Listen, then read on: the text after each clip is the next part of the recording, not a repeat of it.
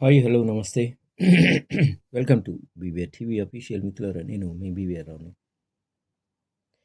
ఢిల్లీలో జరిగిన జంతర్ మంతర్ వ్యవహారం చాలా గందరగోళంగా అవటం, మొత్తం మీద ధర్మేంద్ర ప్రధాన్ రాజీనామా చేయటం ఓకే అయిపోయింది. అయితే మ్, అక్కడ జరిగిన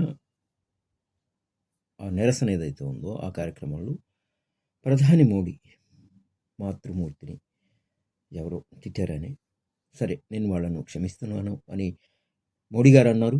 సరిపోయింది. కాక్రోచ్ ఎవరైతే పార్టీ వాళ్ళు ఉన్నారో అలా కాదు, క్షమాపణలు చెప్పినంత మాత్రాన కాదు, కేసులు ఉపసంహరించుకోండి. మీరు ఎంతమంది మీద కేసు పెట్టారు అవన్నీ. సో ఇదొక ఎత్తు అయితే, ఇంకొక నాయకుడు నాకు చాలా బాధ అనిపించింది.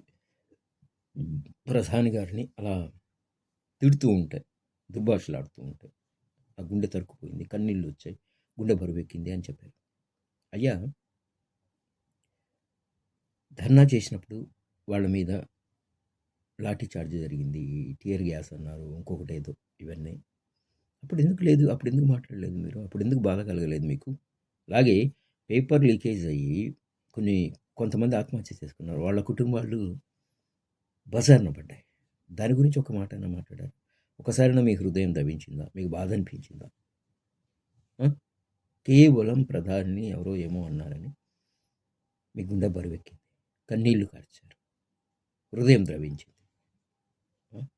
ఇన్ని కోట్ల మందికి, వందల కోట్ల మందికి ఆయన ప్రధాని.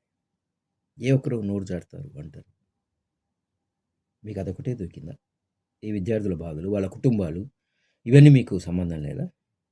ఏం మాట్లాడతారు సార్?